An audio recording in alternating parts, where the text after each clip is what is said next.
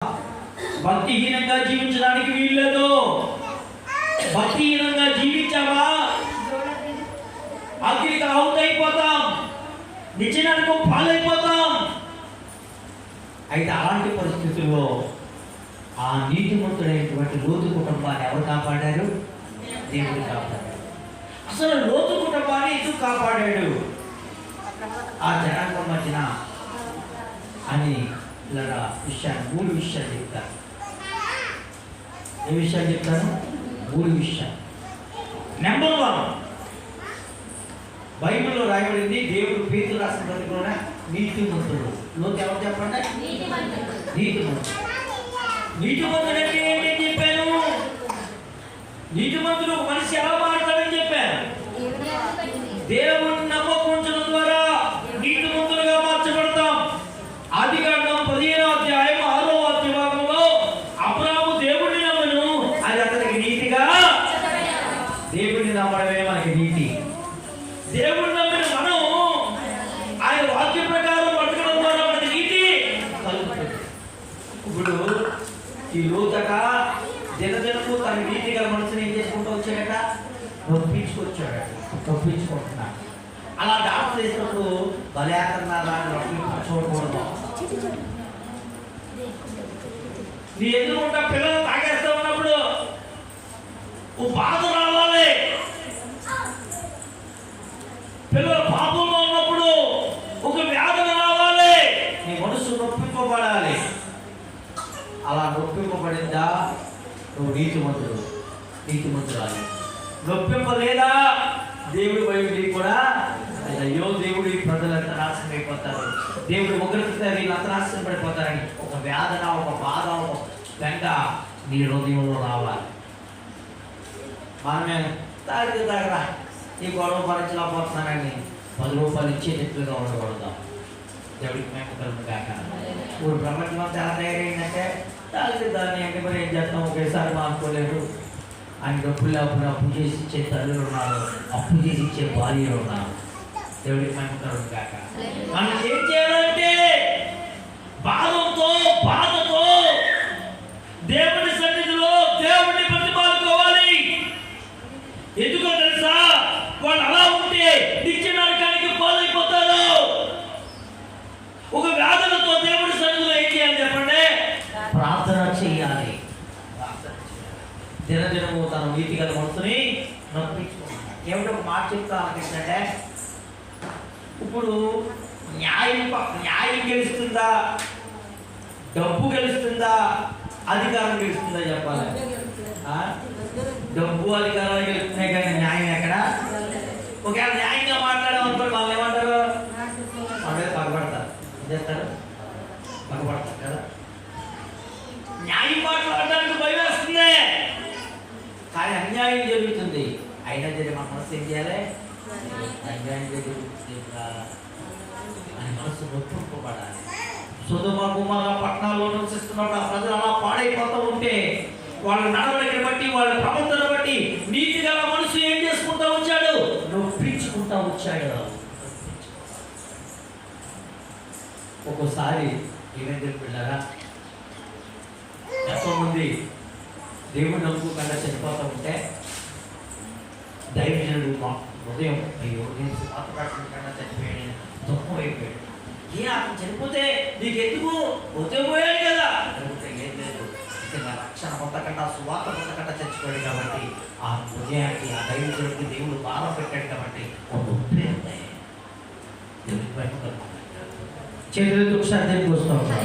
చాలా మంది చాలా గురించి మా కోరిక ఉద్యోగం కావాలంటే, మా కోరిక పెళ్ళి అవ్వాలంటే, మా కూతురికి పెట్టుకుంటారండి అని ప్రార్థన చేసేవాళ్ళు ఉన్నారు. కానీ అయ్యో ఆ పెట్టు కోసం ప్రార్థిస్తున్న బిడ్డకి ఇదిగో రక్షణ లేదు, ఆ ఉద్యోగం కోసం బిడ్డకి ఉద్యోగం లేదు, ఆ పెళ్లి కోసం ప్రార్థన చేస్తున్న బిడ్డలకి రక్షణ లేదు అంటే ఎవరన్నా ప్రార్థన చేయకపోలేదు చాలా తక్కువ. ఎందుకు తెలుసండి? ఉద్యోగం దేవుడు ఎప్పుడుగా ఇస్తాడు, పెళ్లి ఎప్పుడుకప్పుడు జరిగిస్తాడు, నష్టమేం లేదు అవ్వకపోయినా. దేవుడికి మేము కలుగుతాడు.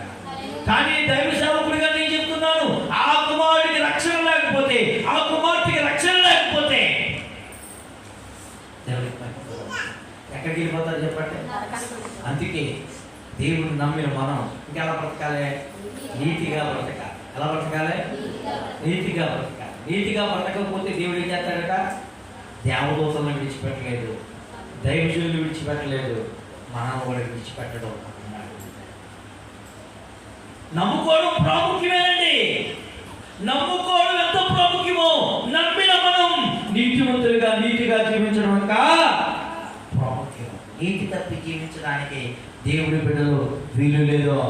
దేవుడికి మేము కాక చేతులతో ఒకసారి దేవుడికి వస్తున్నాం.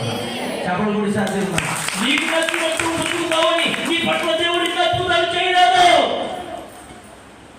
నీకు నచ్చినట్టు నువ్వు బ్రతికి కావాలి. చనిపోయే స్థితి నుంచి దేవుడు నిన్ను నన్ను కాపాడలేదు.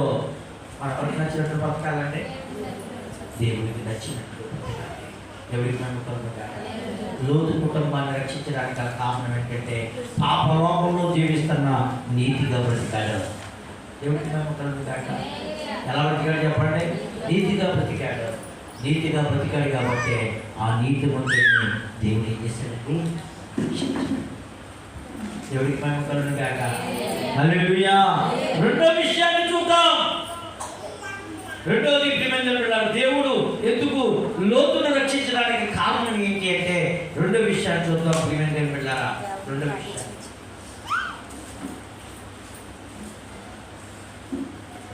ఆదికాండం 19వ అధ్యాయం.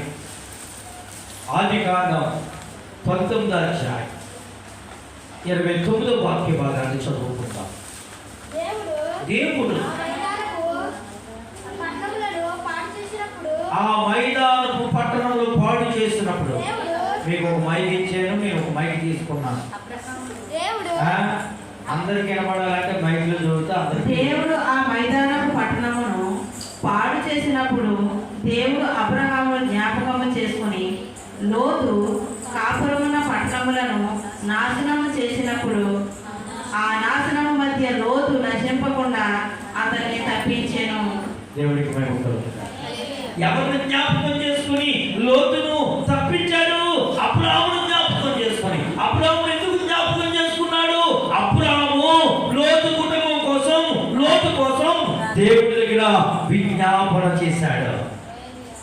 18వ అధ్యాయంలో అబ్రహాము ఎవరికి ఆతిథ్యం ఇచ్చాడు? ముగ్గురు దేవదూతలకు ఆతిథ్యం ఇచ్చాడు.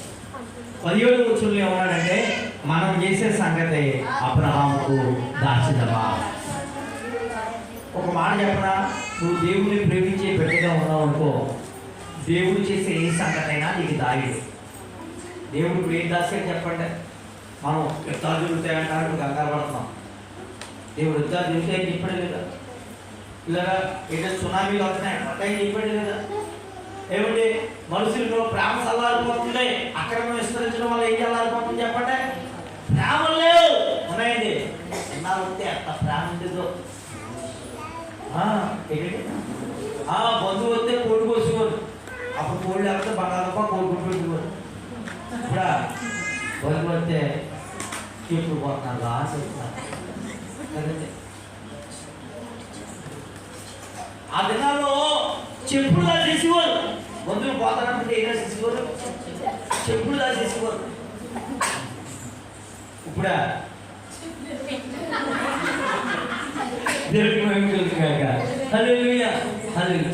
లేవండి, ఆదిత్యాలు లేవండి. అక్కడ ప్రేమానురాగాలు తగ్గిపోయాయి, ఇప్పుడు తగ్గిపోతున్నాయి.